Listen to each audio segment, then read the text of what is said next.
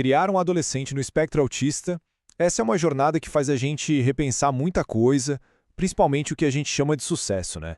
Hoje, vamos mergulhar nas ideias do Dr. Caio Abujade para entender como é que se cultiva o bem-estar de verdade nessa fase, que é, vamos combinar, super complexa. E o ponto de partida do Dr. Abujade é muito poderoso. Ele diz o seguinte: as famílias não são vítimas de jeito nenhum, muito pelo contrário. Ele enxerga essas famílias como verdadeiros especialistas. Sabe? Pessoas que já são resilientes, que foram moldadas por toda essa experiência e que conhecem seus filhos como ninguém. Então, a gente começa por aqui, reconhecendo essa jornada. Pensa bem, desde aquela angústia do diagnóstico até chegar nas complexidades da adolescência, cada passo, cada desafio que foi superado, construiu uma base de força, de aprendizado. É fundamental olhar para trás e reconhecer tudo isso. E é super natural, né? A gente acaba focando naqueles marcos que todo mundo espera. Ah, já tá falando? Já aprendeu a ler? Qual vai ser a profissão? E claro, tudo isso é importante, sem dúvida, mas o convite do Dr. Abujade é para a gente olhar um pouco além, focar em algo mais profundo, que vai definir o bem-estar de verdade lá na frente. Ok, então, vamos lá, vamos mergulhar nessa mudança de perspectiva. É exatamente aqui que a gente começa a tirar o foco das conquistas externas para olhar para o que realmente importa, a construção interna do cérebro, o bem-estar emocional. E para isso ele traz um conceito-chave, cognição moral. Calma, não tem nada a ver com religião, tá? É sobre a capacidade de encontrar harmonia com o mundo ao redor, sabe? É sobre sabedoria, sobre atingir uma paz interior, entendendo qual é o nosso lugar no todo. Olha que interessante essa comparação. De um lado, as metas que a sociedade cobra: diploma, emprego, independência.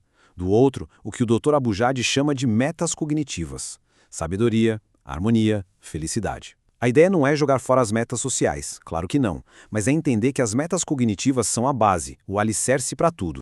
Só que, para construir essa harmonia, a gente precisa estar de olho nas ameaças que vêm de fora.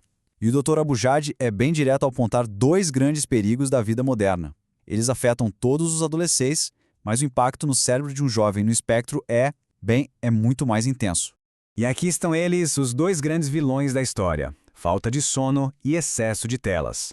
Pensem só, para um cérebro que já processa o mundo de um jeito super intenso, como é o cérebro autista, esses dois fatores não são só um probleminha, eles podem ser devastadores. E olha, a questão do sono não é achismo, é ciência pura. O Dr. Abujade faz questão de lembrar daquele Prêmio Nobel de Medicina de 2017. A conclusão é brutalmente simples: bagunçar nosso relógio biológico nos deixa doentes. Dormir mal é um veneno. E quanto às telas? Bom, as consequências são igualmente sérias. Estudos recentes mostram coisas alarmantes. Em crianças pequenas, pode até causar sintomas que parecem autismo. Em adolescentes e adultos, está ligado a depressão, psicose e, acreditem, até demência depois de anos de uso excessivo. É muito sério. Ok, se esses são os perigos, a pergunta é como a gente constrói a proteção, a resiliência, de dentro para fora. A resposta, gente, começa por entender como o cérebro se desenvolve. Essa é a pergunta de $1 milhão, né? Por que a adolescência é uma fase tão instável? A resposta está num processo que acontece dentro do cérebro, um processo super crítico. O cérebro passa por umas faxinas gerais, umas reorganizações, que os cientistas chamam de poda neuronal. Acontece algumas vezes na vida, mas a última, ali pelos 14, 15 anos, é a mais intensa de todas.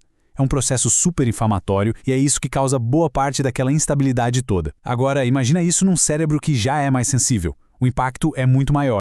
Pensem no cérebro como a construção de uma casa. Primeiro vem a fundação, que é a organização sensorial. Depois, as paredes, que são a linguagem e o cérebro socioafetivo. Aí vem o telhado, a inteligência emocional e lá no topo, a tal da cognição moral. O ponto-chave é: o bem-estar do adolescente depende totalmente da qualidade da fundação lá dos primeiros anos. Se a base não ficou sólida, a casa toda balança. E essa frase do Dr. Abujade é para parar e pensar. A gente acha que amar é só sentir amor. Mas a questão é, como a gente demonstra isso para que o outro se sinta amado? Porque não adianta nada eu sentir se a outra pessoa não sente o meu amor.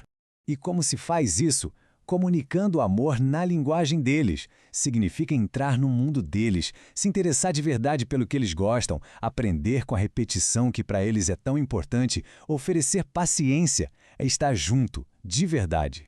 Agora, vamos falar de um tema delicado: irritabilidade. Sabe quando o adolescente de repente fica mais reativo, mais irritado? Muita gente pensa, é da idade. Mas e se não for? E se for um sinal de algo bem mais profundo? O alerta do Dr. Abujade é muito sério. Em adolescentes, depressão muitas vezes não aparece como tristeza, aparece como irritabilidade.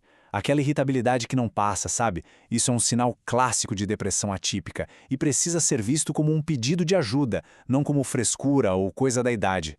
E os adolescentes autistas são ainda mais vulneráveis a isso. Por quê? Porque as sensibilidades são maiores, os desafios sociais, o bullying, tudo é mais intenso. A pressão do sono, das telas, às vezes o mundo fica tão esmagador que o cérebro adoece, e essa dor se manifesta como irritabilidade, como isolamento. Mas apesar de todos esses desafios, e eu sei que são muitos, a mensagem mais importante que fica é de esperança. Uma mensagem de força para as famílias. É fundamental entender isso. A adolescência é só um capítulo, não é o fim da história. O desenvolvimento não para nos 18 nem nos 25 anos. É um caminho de crescimento que continua pela vida inteira. E essa mensagem final do Dr. Abujade para as famílias é de arrepiar. É um reconhecimento do esforço, da luta, do impacto gigantesco que essas famílias têm na vida dos filhos. É um lembrete para não desistir nunca. A grande lição é essa. O potencial deles é ilimitado. Por quê? Porque o desenvolvimento nunca para. Com paciência, com amor, com o olhar certo, cada adolescente está no seu caminho para se tornar um ser humano incrível. E todo esse aprendizado nos deixa com uma pergunta para levar para casa, para refletir. O coração do nosso trabalho é transformar a angústia em amor. A pergunta é, como a gente pode começar a fazer isso hoje? Porque é essa transformação, no fim das contas, a base de todo o crescimento.